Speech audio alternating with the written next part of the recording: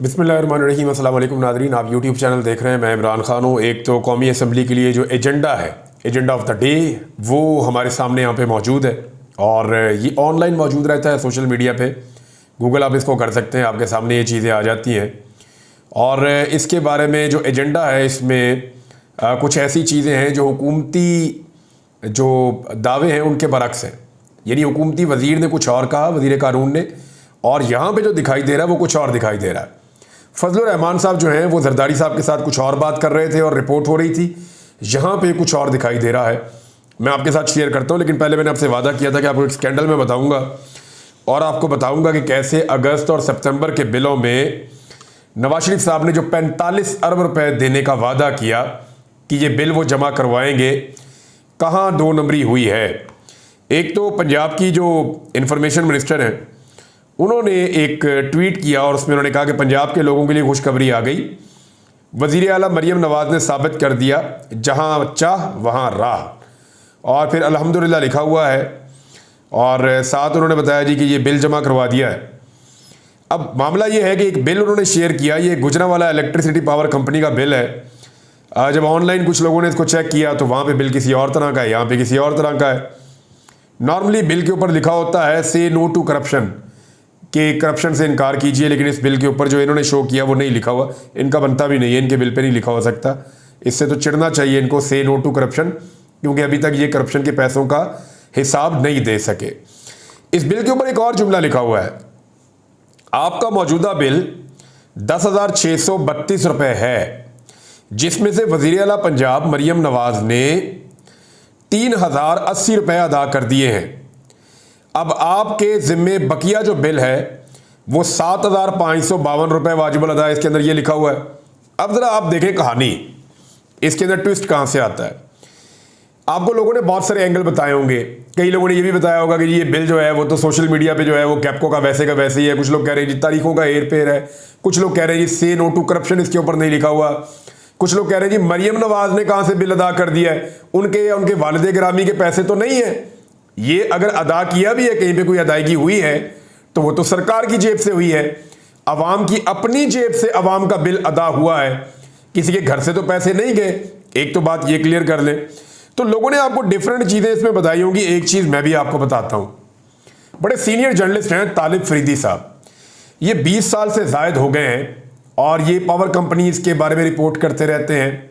Electricity के हवाले से, वापडा के हवाले से इनकी बड़ी जानदार रिपोर्टिंग है और ये बड़ी अच्छी तहकीकात करते हैं। तो तालिब फरीदी साहब ने मेरे से रब्ता किया और उन्होंने मेरे बड़े अजीबोगरीब किस्म के हक़ाइक़ बताए, या मेरी उनसे डिटेल में बात हुई तो उन्होंने बताया कि इमरान खान साहब के दौर में एक स्लैब सिस्टम हुआ करता था। अगर 300 यूनिट से कम किसी का बिल होता था तो उसको 100 यूनिट के 8 रुपये पड़ते थे, 200 यूनिट तक के 12 रुपये पड़ते थे और उससे ऊपर के जो है वो 16 रुपये तक बिल जाता था। लेकिन 300 यूनिट से ऊपर जाने वाले को बिल की कीमत एकदम बढ़ जाती थी। तो 300 यूनिट से नीचे वालों के लिए ख़ास रियायत मौजूद थी। फिर उन्होंने मुझे ये बताया कि जो डिफरेंट किस्म के टैक्सेस और चीज़ें साथ शामिल होती थी, तो फ़ी यूनिट 1 से 2 रुपये, 1.5 रुपये, बाद का 2.5 रुपये तक का इजाफा हो जाता था फ़ी यूनिट के हिसाब से। यानी उन्होंने कैलकुलेट करके मुझे बताया कि अगर यही 220, क्योंकि ये जो एक इन्होंने शेयर किया ना बिल, सूबाई इंफॉर्मेशन मिनिस्टर ने पंजाब की, उन्होंने जो बिल शेयर किया उस बिल के अंदर जो यूनिट है वो 220 है और 220 यूनिट की उन्होंने बताया कि 10,632 रुपये इसकी कीमत है। अब उन्होंने बताया तालिब फरीदी साहब ने कि 220 यूनिट की जो कीमत इमरान खान साहब के दौर में थी वो 3,000 के लगभग होती थी। इससे थोड़ी कम या इससे थोड़ी ज़्यादा वो टैक्सेस के साथ एडजस्ट हो जाती थी। उन्होंने कहा जी ये बिल होता ही 3,000 था इमरान खान के दौर में, इन्होंने इस बिल को 10,500 से ऊपर पहुंचाया पहले। यानी ये महंगाई इन्होंने खुद की है। पहले एक लंबा डाका मारा आवाम की जेबों पर 2-2.5 साल तक। पहले जो 3,000 वाला बिल था उसको पहुंचाया 10,500 रुपये पे, 10,632 रुपये पे, और फिर उसके अंदर से 3,000 रुपये छोड़ दिए। अब 3,000 रुपये छोड़ के फिर भी 7,500 रुपया उस बंदे को पे करना पड़ेगा जिसको ये बिल आया है। बात यहां खत्म नहीं होती, एक और चीज भी है। मेरे वीलॉग को रिवाइंड करके सुन लीजिएगा, आपको सारा इशू समझ आ जाएगा। नंबर 1, ये बिल 3,000 रुपये का था इमरान खान के दौर में, इसको 10,500 रुपये पे पहुंचाया, फिर 3,000 रुपया उसके अंदर से कहा जी गवर्नमेंट ने पे कर दिया है, आप 7,500 रुपया दे दें। पहले ही वो आदमी जो है वो 4,500 के नुकसान में जा रहा है इमरान खान के दौर के तनासुब से अगर आप देखें तो। और ये नुकसान भी इसलिए हो रहा है कि इन्होंने महंगे मंसूबे लाके पाकिस्तान में लगाए। अब इमरान खान की जगह पे आपको सोने का भी वजीर आजम ले आएंगे ना, तो ये बिजली आपको महंगी मिलनी है। ये बड़ा लॉन्ग टर्म मंसूबा होगा, बड़ा टाइम लगेगा जाकर बिजली को वापस सस्ता करने के अंदर। आप सस्ता कर नहीं पाएंगे चाहे जो मर्जी वजीर आजम आ जाए, क्योंकि नवाज शरीफ और शहबाज शरीफ ने जो तोहफे पाकिस्तान के अंदर लाकर लगाए हैं ना, जो ये नारे लगाते थे कि हम ये कर देंगे वो कर देंगे, यानी ये कहते हैं कि बिजली के सारे मंसूबे हमने लगाए हैं और बिजली महंगी इमरान खान की वजह से हुई है। हद हो गई है, महंगे मंसूबे आप लगाए और महंगी इमरान खान की वजह से हो, ये तो मुमकिन नहीं है। अब आपको एक और चीज मैं बताता हूं कि ये जो 45 अरब रुपया नवाज शरीफ साहब ने दिया, ये कौम को देकर ये क्या एहसान कर रहे हैं। तो ये नवाज शरीफ साहब का अपना नहीं है, हुकूमत पाकिस्तान का पैसा है, अवाम का पैसा है। ये जो 45 अरब रुपया है, इसके पीछे एक कहानी है और कुछ खबरें मैं आपके साथ शेयर कर देता हूं। अप्रैल में, फिर उसके बाद जुलाई में, फिर बीच में जून में ये स्टेटमेंट वजीर दाखिला के और वजीर आजम पाकिस्तान के आते रहे। FIA लाहौर के अंदर बैठ के जो इंटीरियर मिनिस्टर है उन्होंने ये कहा था कि ओवर बिलिंग हुई है और ओवर बिलिंग जिन्होंने की है उनको पकड़ा जाएगा, उनको सजा दी जाएगी, उनको गिरफ्तार किया जाएगा, उनके खिलाफ कानूनी कार्रवाई होगी। अरबों रुपए की ओवर बिलिंग हुई है। अब मैंने मुख्तलिफ लोगों से पूछा कि ये कितनी ओवर बिलिंग हुई है, तो उनका कहना था कि जितना नवाज शरीफ ने रिलीफ दिया ना उससे कई गुना ज्यादा ओवर बिलिंग हुई है। अब मामला ये है कि ओवर बिलिंग के नाम के ऊपर आप अवाम की जेब में डाका डालें 10 रुपए का और वापस आप उनको रिलीफ दें 3 रुपए का, तो ये कितनी बड़ी ज्यादती है कि 10 रुपए उनके लूट के फिर उनको 3 रुपए दे रहे हैं। तो दो तरह की डकैती हुई है। एक तो ये हुई कि इमरान खान के दौर में जो बिजली आपको 3,000 के आसपास मिलती थी वो अब आपको 10,500 रुपए की मिलती है। दूसरा, ना सिर्फ वो 10,500 रुपए की मिलती है बल्कि गुज़िश्ता कई महीनों से आपकी जेब के ऊपर ओवर बिलिंग की सूरत में डाका डाला गया। जिन लोगों ने डाका डाला उनमें से कहा गया कि बंदे पकड़ेंगे, गिरफ्तार करेंगे, कानूनी कार्रवाई करेंगे। आज तक कोई कार्रवाई रिपोर्ट नहीं हुई, किसी बंदे को गिरफ्तार नहीं किया गया। जो अरबों रुपए की ओवर बिलिंग हुई वो पैसा वापस नहीं आया। वो पैसा कहां गया? अब उसकी जगह पे जो इतनी बड़ी डकैती मारी गई उसमें से इतना सा हिस्सा कौम को वापस किया जा रहा है। ये एहसान चढ़ा करके आपका बिल मरियम नवाज ने अदा कर दिया है। तो आपने इस चक्कर में नाजरीन नहीं आना। ये 7,500 रुपए का जो इजाफी आप बिल दे रहे हैं ये आपकी जेबों से ही पैसा गया है।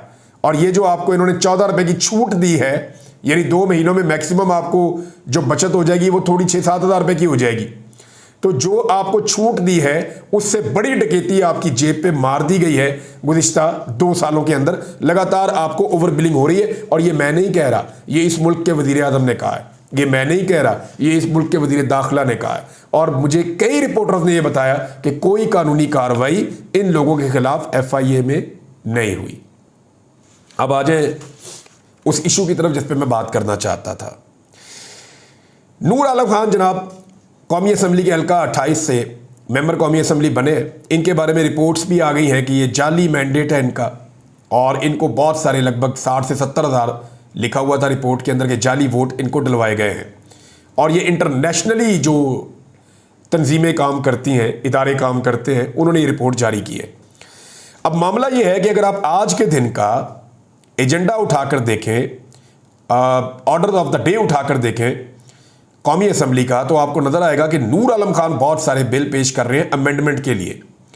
यानी यहां लिखा हुआ है मिसाल के तौर पे सबसे पहले Noor Alam Khan to move for leave to introduce a bill further to amend the constitution, यानी कॉन्स्टिट्यूशन में अमेंडमेंट, आइन में तरमीम के लिए बिल पेश कर रहे हैं। Islamic Republic of Pakistan the constitution amendment bill 2024 article 184। कौन कौन से आर्टिकल में करने जा रहे हैं देख लें। नूर आलम खान जिनका ताल्लुक फजलुर रहमान साहब की पार्टी से, फजलुर रहमान साहब जरदारी साहब को कह चुके हैं कि मैं किसी बिल के लिए आपकी हमायत नहीं करूंगा, मैं आईनी तरमीम में आपके साथ नहीं खड़ा हूंगा, हम बहुत दूर निकल आए हैं और मैं आईनी तरमीम नहीं करवाऊंगा। फजलुर रहमान साहब के 8 MNAs मौजूद हैं, 5 सेनेटर्स हैं उनके पास, और वो अगर मिल जाते हैं जरदारी साहब के साथ तो फिर 2/3 अक्सरियत के बहुत करीब वो लोग पहुंच जाते हैं। तो फजलुर रहमान साहब से वो इसलिए जाकर मिले थे। अब फजलुर रहमान साहब की पार्टी के नूर आलम खान साहब क्या कर रहे हैं, आर्टिकल 184, आर्टिकल 51, 59 आर्टिकल 106, आर्टिकल 177, 193, 208, उसके बाद जी दीगर जो आर्टिकल है उनसे मुताल्लिक, तौहीन अदालत के मामलात से मुताल्लिक, और बहुत सारे आर्टिकल्स और भी लिखे हुए हैं। इनके अंदर सबके अंदर नूर आलम खान साहब पेश कर रहे हैं अमेंडमेंट का बिल, आइन में तरमीम का बिल। अब आप ये देखें कि ये है क्या, ये आर्टिकल्स क्या है। केस को सुनने से मुताल्लिक जो अदालती इख्तियारात हैं उनसे मुताल्लिक है, सुप्रीम कोर्ट, हाई कोर्ट के जजेस और चीफ जस्टिस की तैनाती से मुताल्लिक है, मखसूस नशस्तों के हवाले से है, चाहे वो ख़वातीन की हैं चाहे वो अक़लियतों की है। उसके बाद जो अद खुद नोटिस के इख्तियारात हैं उनके आर्टिकल्स में, फिर आइनी तरमीम का बिल कौमी असम्बली में अब ये पेश करेंगे, तौहीन अदालत के इख्तियारात के हवाले से भी बिल पेश होगा। तो ये सारे के सारे वो बिल्स हैं जिनके बारे में डिस्कशन चल रही है गुज़िश्ता चंद दिनों से। तो ये नूर आलम साहब पेश करने जा रहे हैं जो फजल रहमान साहब की पार्टी से ताल्लुक़ रखते हैं। तो क्या फजल रहमान साहब की मुशावरत से ये हो रहा है, ये आपको आज के दिन में पता चल जाएगा। लेकिन सेम टाइम में वजीर कानून का जो स्टेटमेंट है उसको हम नज़रअंदाज नहीं कर सकते। वजीर कानून ने गुज़िश्ता रात एक स्टेटमेंट दिया और उन्होंने ये कहा कि अपने बयान में उन्होंने बड़ा वाज़ेह कर दिया कि अफवाहों का कोई इलाज नहीं है, चीफ जस्टिस से मुताल्लिक ऑन रिकॉर्ड हूँ, चीफ जस्टिस के हवाले से कह चुका हूँ कि वो तौसी में दिलचस्पी नहीं रखते। वज़ीर कानून कह रहे हैं कि कादी फ़ायद ईसा तौसी के अंदर या एक्सटेंशन के अंदर दिलचस्पी नहीं ले रहे। हुकूमत सबको एतमाद में लेकर कानून साजी करने की कायल है। उन्होंने कहा जी कि चीफ जस्टिस ऑफ पाकिस्तान की तैनाती आईनी तरीक़ाकार के मुताबिक होगी। ये नहीं बताया कि आइन में तरमीम करने के बाद होगी या जो अभी आईनी तरीक़ाकार है उसके मुताबिक होगी। जब चीफ जस्टिस पाकिस्तान रिटायर होंगे तो सीनियर मोस्ट उनकी जगह लेंगे, ये उन्होंने कह दिया। और इससे तो क्लियर हो रहा है कि मंसूर अली शाह साहब आएंगे, लेकिन अभी देखें कि होता क्या है। साथ ही साथ उन्होंने कहा कि आइन में तरमीम से मुताल्लिक हुकूमत ने उनको हदायत की थी वजीर साहब को कि चीफ जस्टिस को ऑन बोर्ड रखूं, लिहाजा ये जो भी हो रहा है इसमें कादी फ़ायद ईसा साहब ऑन बोर्ड है, ये उन्होंने कहा। दूसरा उन्होंने कहा कादी साहब को एक्सटेंशन नहीं मिल रही। तीसरा उन्होंने कहा कि कोई ऐसी चीज़ हम नहीं करने जा रहे कि सीनियर मोस्ट ही आएंगे और वो आकर चीफ जस्टिस लगेंगे। एक तो ये चीज़ आप क्लियर कर लें। लेकिन फिर आइन में तरामीम क्यों हो रही है? एक तो सुप्रीम कोर्ट ऑफ पाकिस्तान ने जो फैसला कर रखा है उस फैसले के खिलाफ कुछ तरामीम होने जा रही है कि मखसूस नशिस्तें ना मिले पाकिस्तान तहरीक इंसाफ को, ये खेल खेला जा रहा है और वो सीटें मिल जाए हुकूमत की जमातों को ताकि वो 2/3 अक्सरियत इंजॉय करें, जिस किस्म की कानून साजी करना चाहें वो कर लें। तो ये खेल अभी जारी है। वजीर साहब कुछ और कह रहे हैं, नूर आलम खान साहब ने जो बिल पेश किए हैं वो कुछ और बता रहे हैं। वो तो ऑर्डर ऑफ द डे है, लेकिन आज दिन में क्या होता है हमें सारी चीज़ें समझ आ जाएंगी। बलूचिस्तान की सूरत हाल नाज़रीन बहुत संजीदगी का तकाजा कर रही है। ख्वाजा साद रफ़ीक ने जो कहा वो सुन लीजिए। उन्होंने कहा जी बलूचिस्तान से उठती लाल आंधी साइक्लोन बन रही है। अफनानुल्लाह खान जो सेनेटर है नून लीग के, उन्होंने कहा कि बलूचिस्तान में दहाइयों से सियासी निज़ाम को कमज़ोर किया गया है। ऐसे सियासतदान जिनकी अवाम में जड़ें ही नहीं हैं उनको प्रमोट किया गया बलूचिस्तान में, उसका नतीजा सारी कौम भुगत रही है। ये मसला सियासी है, इसका अस्करी हल नहीं निकल सकता। बात ठीक कर रहे हैं वो, ये वाकई सियासी मसला है। इसका ताकत के जरिए से हल करने की हम बहुत लंबे अरसे से कोशिश कर रहे हैं, हो नहीं पा रहा। ये दो सीनियर जो लोग हैं PMLN के, उनका ये कहना है। जबकि ख्वाजा आसिफ साहब को पता नहीं क्या हो जाता है, मेरी समझ से बाहर है। जब वो अपोजिशन में होते हैं तो वो इनकलाबी बन जाते हैं और हर चीज़ को जमहूरियत के साथ देखते हैं, लेकिन जब वो हुकूमत में आते हैं तो वो मार्शल लॉ डिक्टेटर बन जाते हैं। अब ख्वाजा आसिफ लापता अफराद के साथ इस मामले को जोड़ रहे हैं। भाई इस मामले को अगर आपने लापता अफराद के साथ ख्वाजा साहब जोड़ना है तो आप जाइए और जाकर नवाज शरीफ से और मरीम नवाज से पूछिए कि वो लापता अफराद के कैंपों में क्यों गए थे। उनसे पूछिए कि उन्होंने लापता बलोचों के बारे में बातचीत क्यों की थी। उनसे पूछिए कि वो जबरी गुमशुदगियों के खिलाफ आवाज़ क्यों उठाते थे। आज आप हुकूमत में है, आज आपने इंप्लीमेंट करना है इन चीज़ों के ऊपर। देखिए जो बलूचिस्तान में दहशतगर्दी है उसको कोई भी जी शऊर जो है वो उसकी हमायत नहीं कर सकता, वो पागल ही होगा। दहशतगर्दी को ख़त्म होना चाहिए, कुचलना चाहिए ऐसे अनासर को जो हथियार लेकर आ गए और उन्होंने आम लोगों को कत्ल करना शुरू कर दिया। इसकी कोई गुंजाइश नहीं होनी चाहिए। लेकिन सेम टाइम में जो बलूचिस्तान के दरीना मसाइल हैं, पुराने मसाइल हैं, वो भी हल होने चाहिए। अब इसमें जो एक बड़ा ज़बरदस्त स्टेटमेंट है वो सरफराज बुगटी साहब का है। वो जिस तरह इक़्तिदार में है, जो कुछ उन्होंने किया, मैं बहुत सारी चीज़ों का नाक़िद हूँ, लेकिन एक बात उन्होंने ठीक की। उन्होंने कहा कोई ये ना समझे कि बलोचों ने पंजाबियों को मारा है, ये दहशतगर्दों ने पाकिस्तानियों को मारा है।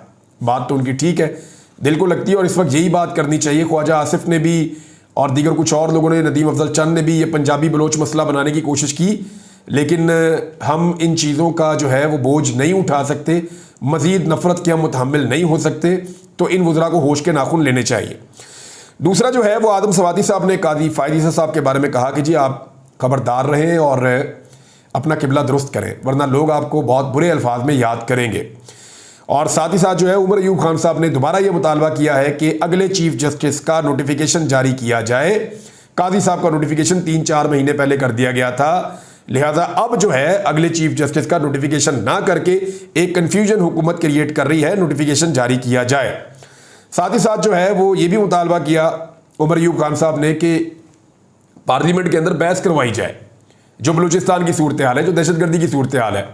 देखिए पार्लियामेंट में जो बातचीत हो रही थी उसमें कुछ लोग कह के भी लगा रहे थे, बड़ा अनफॉर्चुनेट है, बदकिस्मती है पाकिस्तान की कि एक ऐसे वक्त में जब 72 लोग अगले चंद दिनों के अंदर जो है वो बलूचिस्तान में शहीद हो जाते हैं, मारे जाते हैं, और उसके बाद जो है वो कच्चे के अंदर जिस तरह डाकू अटैक करते हैं पुलिस के ऊपर, इस सारे सिनेरियो में अगर कौमी असम्बली में कह लग रहे होंगे तो लोग ये समझेंगे और ये समझने में हक बजानिब होंगे कि संजीदगी हमारे मामलात को लेकर या हमारी जानों को लेकर कितनी है। तो इसके ऊपर एक वॉकआउट भी किया पाकिस्तान तहरीक इंसाफ ने। हुकूमत ने इसके ऊपर अभी एक काबीना की मीटिंग बुलाई है जिस पे शहबाज शरीफ साहब बातचीत करेंगे आज के दिन में। लेकिन दो चीज़ें मैं आपके साथ और शेयर कर दूं। एक तो अली अमीन गंडापुर साहब ने क्लियर कर दिया, वो जो स्टोरी मैंने आपको दी थी वो ठीक साबित हुई। उन्होंने कहा कि एस्टेब्लिशमेंट ने मेरे से रब्ता किया था। दूसरा उन्होंने कहा कि बड़े पैमाने पर रब्ता किया था। तीसरा इमरान खान साहब से एस्टेब्लिशमेंट ने बराह रास्त रब्ता नहीं किया। चौथा उन्होंने कहा जी कि मैंने उनकी सारी ऑप्शंस को रद्द करके आदम सवाती साहब को भेजा था। आदम सवाती साहब ने इमरान खान साहब के सामने सारा सिनेरियो रखा। उस सिनेरियो के मुताबिक इमरान खान साहब ने फैसला किया कि ठीक है आज ये आखिरी मरतबा जलसा कैंसिल कर देते हैं। तो ये है वो सारी सिचुएशन जो एक्चुअली हुई थी उस दिन। जलसा इसलिए कैंसिल हुआ था। अलीमा खान साहबा ने एक बात की है कि इमरान खान ने अब कह दिया है कि पत्थर पे लकीर है, लोहे पे लकीर, बिल्कुल वो लफ्ज़ इस्तेमाल किया कि अब जलसा हर सूरत में होगा। किसी सूरत 8 सितंबर का जलसा कैंसिल नहीं होगा, हमारे पास NOC मौजूद है। साथ ही साथ ये दावा किया जा रहा है कि लाखों लोग इस्लामाबाद में पहुंचेंगे और इस्लामाबाद रावलपिंडी के लोग अलग से निकलेंगे और ये तारीख का बहुत बड़ा जलसा होने जा रहा है। और एक चीज़ और जो अलीमा खान साहबा ने कही, उन्होंने कहा अब रस्ते में अगर कोई रॉकेट लॉन्चर का भी बताएगा ना कि वो भी है तो फिर भी नहीं रुकना, हर हाल में जलसा होना चाहिए। ये जी इमरान खान साहब का स्टेटमेंट है। मुश्तरका इजलास जो हो रहा था कौमी असम्बली का, जिसके बारे में बहुत सारे लोग कह रहे थे जी यहाँ पे कोई कानून साजी हो जाएगी, ये हो जाएगा, वो हो जाएगा। मैंने आपको पहले बताया था कि कानून साजी दोनों हाउसेज में अलग अलग होती है। ये मुमकिन नहीं है कि मुश्तरका इजलास एक बुला के और कानून साजी कर दे, वो नहीं होता। दोनों हाउसेज में अलग अलग 2/3 अक्सरियत चाहिए होती है।